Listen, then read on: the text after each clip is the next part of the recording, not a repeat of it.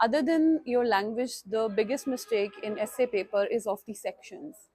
بہت دفعہ ہمارے پاس کسی بھی ٹاپک کے اوپر بہت سارے آرگیومنٹس ہوتے ہیں، بہت سارے خیالات ہوتے ہیں، لیکن جب ہم ایسے لکھنے لگتے ہیں تو ہم نے ان کی درجہ بندی کیسے کرنی ہے، اس کے گروپس کیسے بنانے ہیں، اور جب تک آپ اس کے گروپ صحیح نہیں بنائیں گے، ان کو ترتیب صحیح نہیں لگائیں گے، آپ کے ایسے کا اسٹرکچر ٹھیک نہیں ہوگا، تو پھر وہ سینس ہی نہیں بنائے گا.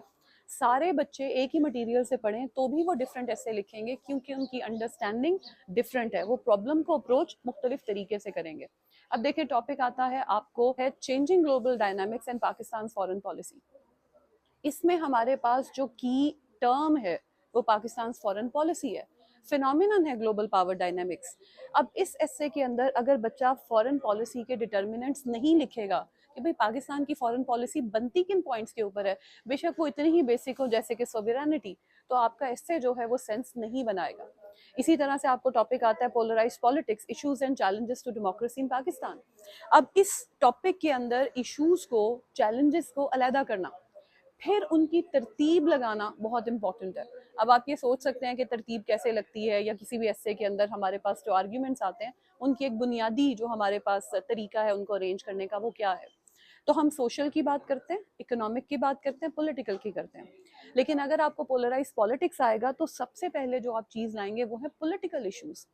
اگر آپ پولرائز پالیٹکس کے اندر مجھے الٹریسی کا پوائنٹ لا کے پہلے نمبر پہ دے دیں گے تو اٹ وونٹ میک سینس. اسی طرح آپ کو ایسے آتا ہے انفارمل اکانومی دا وے فارورڈ. انفارمل اکانومی میں آپ مجھے سوشل فیکٹرز جو ہیں وہ پہلے نہیں دے سکتے، پہلے آپ مجھے اکنامک دیں گے. اسی طرح سے classrooms decide the future of a nation, اس میں آپ مجھے سوشل فیکٹرز جو ہیں یا سوشل کازز جو ہیں وہ سب سے پہلے دیں گے.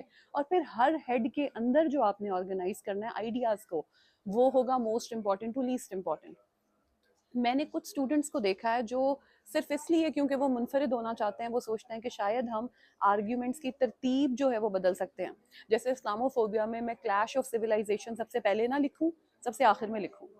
اب یہ میں مختلف ہونے کے لیے تو کر سکتی ہوں، لیکن اگر میں اس کو کریٹیکلی ایویلیویٹ کروں تو یہ طریقہ ہی غلط ہے، کیونکہ clash of civilization is the very foundation of an issue.